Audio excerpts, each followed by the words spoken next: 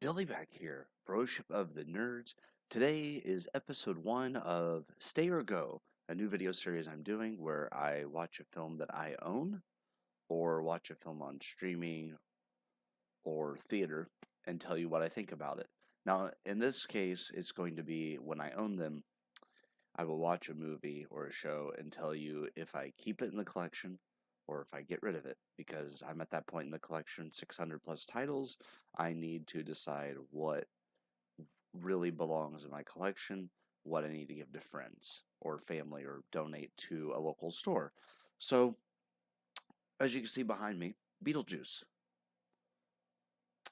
Today I sat down and watched it on 4K. Now, in this version of the movie, if you look at the front there, there's a 4K, which is just the movie. Great graphics, visually just a masterpiece. And then the special features on Blu-ray have 3 hilarious episodes from the animated TV series Aha! Skeletons in the Closet, Spooky Boutique, and a theatrical trailer. Now, I have not watched the animated show. My friend Eddie actually owns the animated show, so I need to sit down and watch them to determine if I want to buy the show. This movie came out in 1988, and it was really interesting because when I sat down and watched some of the bonus features, there were the critics, when they initially went to this film, thought that the movie was going to be about this couple fixing up a house or remodeling it. And then you have the moment where, so they're on vacation and Jane is pressuring them into selling their house. And they're like, look, it's too big for a couple. It needs to be for a family. And then Barbara Maitland gives her this look, like, hello, I'm trying. And then Jane realizes, oh, I pushed too far. But she's, like, really pushy. So I automatically like the Maitlands a lot. They seem to be very, just, like, go at their own pace, do things their way. They're very happy in this small town, Winter River, Connecticut, which is filmed in East Corinth, Vermont, which I have been there. And I will share some of my stories as we go along here. So the first movie came out in 1988. Okay, I was born in 1990. So how could a film from 88 influence me? Well, a coworker of mine had a tattoo, and I had seen the movie Edward Scissorhands, but I hadn't been down the Burton rabbit hole yet, and I didn't know much about him. I had seen some of his films, but I didn't really get into his stuff. I mean, I saw some of his things when he produced James and the Giant Peach until I was an adult. So I immediately said, ooh, I can relate to this guy. This guy being the outcast, that's what drew me to him, right? Like, being the outcast, thinking outside the box, not really following social norms in every situation, that's me. I mean, I'm nice to people and stuff, but I've always kind of done things my own way, even if it's not the, quote, popular way or right way. So, when I sat down to watch this movie today, the nostalgia hit me right away, because you have the Maitlands, like I said, they're this couple just trying to enjoy their vacation and the pressures. It sounds like this Jane trying to get them to sell the house is like a daily occurrence. So the fact that it's like, oh, it's your turn, and then so they can't even be left alone on their vacation. And then the twist where they crash the car and go into the water. And now that bridge that you see in the movie is no longer there. When you go to East Corinth, what they did was they built this bridge for the film, and it's just laying somewhere. Now, the bridge from the second movie, and I'll share more of my experience because technically I did not see the town until after the second movie had been made. So I will share more of that for after the second movie. But the bridge from the first movie has been taken down. It's not there. And the house sits on a hill, and I talked to a guy in East Corinth. A friend and I went, and we just popped in for a little bit. And some of the locals are very welcoming. Some of them are like, we're tired of hearing about that movie. So one of the locals said, hey, the Maitland's house is up on that hill. Obviously, it's not there. It cost $750,000 just to build the set because of the height, which I believe he said from the ground to the ceiling would be about, it was either 50 or 70 feet. But if you look really closely, at the Maitland house, and then you look at this Miss Shannon's School for the Girls, which we did go there. But if you look at that, it's the same roof design. He said that Burton really liked the design of the roof of the School for the Girls, so they took that and copied that whenever they were making the Maitland house. Now, I am normally not a fan of white houses, but I love the way that looks. I would like to do maybe a black version of it, but I really like the way the house looks. And in fact, if I ever get to build a house down the road, I'm going to do that. But this is giving me the idea because I know they filmed in East Corinth, but I want to know like how they did the afterlife because I'm wanting to do a Beetlejuice home theater once I move out of this apartment and go to like a house. That's my goal, is to have a home theater that is Beetlejuice themed. And oh, I said it twice around. I got to be careful now. But the floors being black and white and giving you this feeling of being a little bit disoriented and not knowing what's real, what's not. I like that a lot. The practical effects in this film, which I talked to a guy that has worked on practical effects, and he said it's actually harder to do because you have to get the practical effects in the shot, but it looks more natural as opposed to complete CGI. So I like that they went with practical effects with Burton in this, and the art. Like I love the house, but when they go in the afterlife to see Juno, the coach, I really liked the way they did that. Miss Argentina was a really interesting character as well. I feel like she could have gotten her own little spin-off movie of her story. That would have been interesting. So the Dietzes, Charles and Delia move in with Charles's daughter. It'll be Lydia's stepdaughter.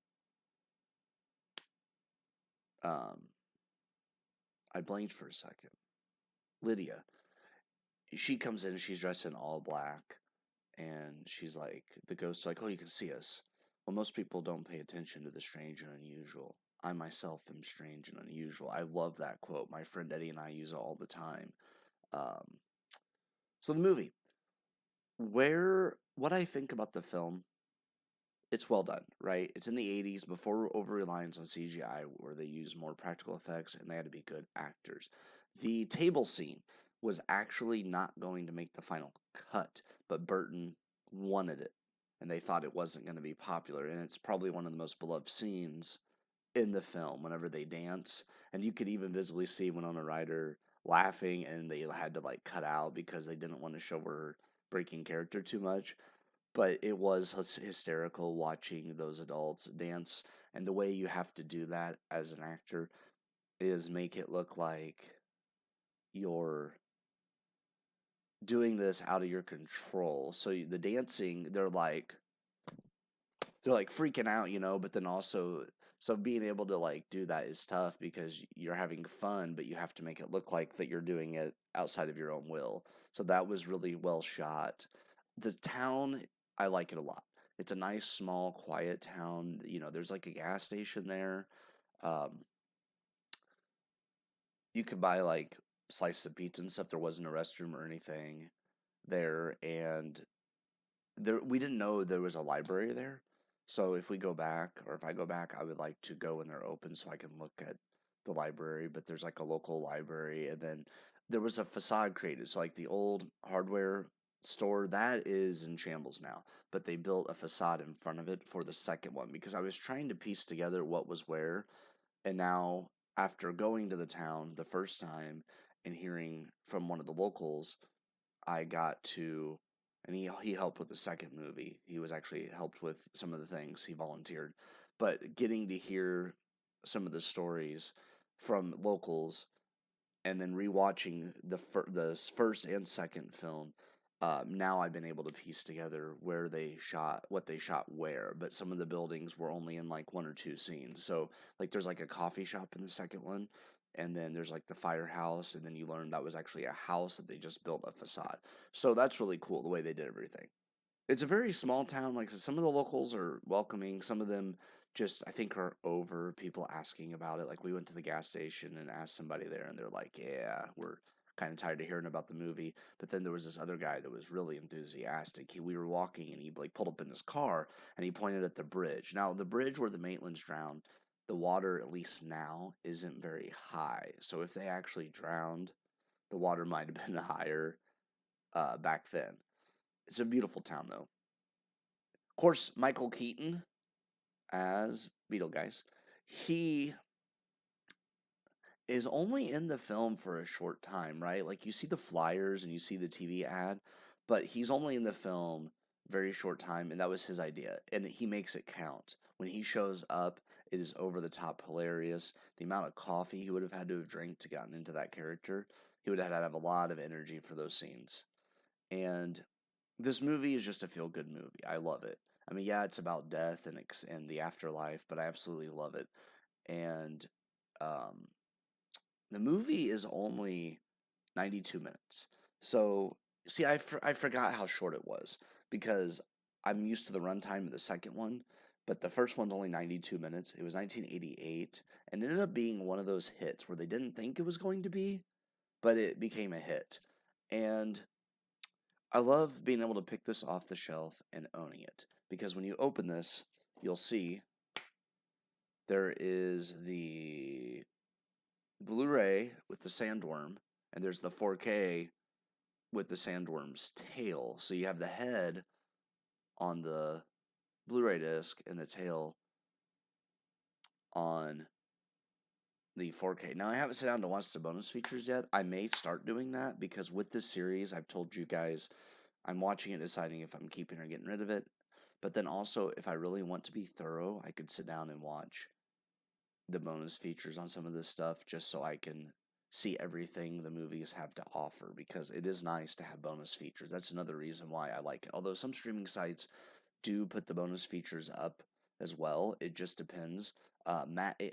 HBO Max, they did a good job with the second film and putting up special features. So once again, I told you guys I'm not going to do like 1 through 5 star. This is one of my favorite films of all time.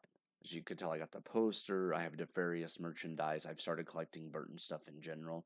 But this is one of my favorite films of all time. I'm definitely keeping this one. So this one is a stay for me. So Beetlejuice will stay in the collection. It's the first movie I reviewed for this series. I'm very happy to start with this. I'm on vacation. For some reason, like Charles wanting to relax, that went with the theme of like me being on vacation right now. So that's why I chose this as the first film of this series. And there are so many films and shows for me to watch, but I'm going to have fun with it and not feel overwhelmed to just watch. I'm going to take it slow and do a movie here, a movie there, and eventually I will watch the whole collection. That's the plan. But this one's a stay, and I realized today after watching this, if I was rebuilding a collection from scratch, it would be one of the first films I would get, right? I told you guys, look at the 20 films you'd want with you, and this is definitely one of those 20 films. So I will say it's top 20.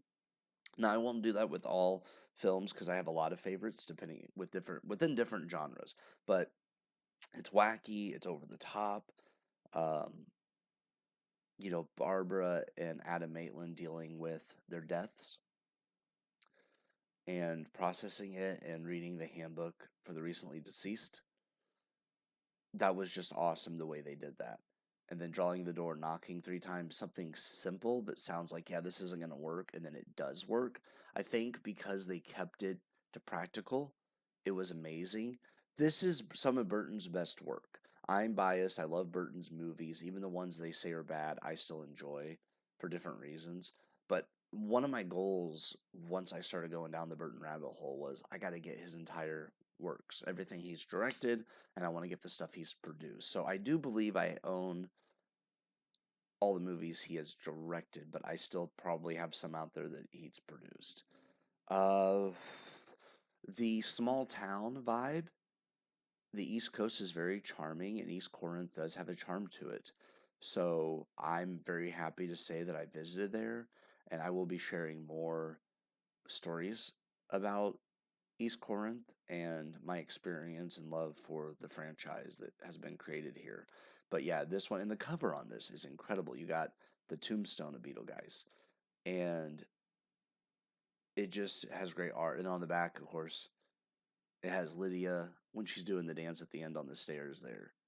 And then it has Adam and Barbara with the. I saw a couple in Salem where they actually had the mask for Adam and Barb Maitland, and I will be showing you guys some of the photos of places I've been and stuff as well. I'll break this up a little bit. Like I'll be doing other videos where I break away from stay or go and do a little bit about my personal travels and life experiences and such. But yeah, I'm so happy to be starting this series. Um, I'm glad you're joining me for this adventure, and this is the first of many videos to come. So this has been a review. Leave comments. Do you like this movie? Do you dislike it? What are your favorite things about the movie Beetlejuice? And what influence has it had on you? Are you one of those outcasts? If so, you've come to the right place. This is the perfect place for an outcast to hang out. It is really hot today, so I am staying inside to start this vacation. Like as we're speaking, it's over 100 with humidity, and we have a heat advisory through Tuesday, and it is Saturday. So yeah, take care. But this movie, one of my favorites, and I will continue to collect merchandise as I eventually want to have a home theater. And so far, I have um, some figures, like statues, whatever, collectibles. I have Miss Argentina door knocker, where you hang it on your door and she says some of the lines to the movies. I have doormat, which that one already got worn down, so I'm probably gonna have to get another one. I have a decent amount of things for a starter collection. I've just started getting the Burton stuff, so as I see it and if it looks cool, I'll get it. But it's kind of here and there I've been getting it. Yeah, like I said, I will be sharing more with you guys, and thank you for tuning in. But this one's a stay. It's number one in the collection. It's Beetlejuice, and it stays. Take care.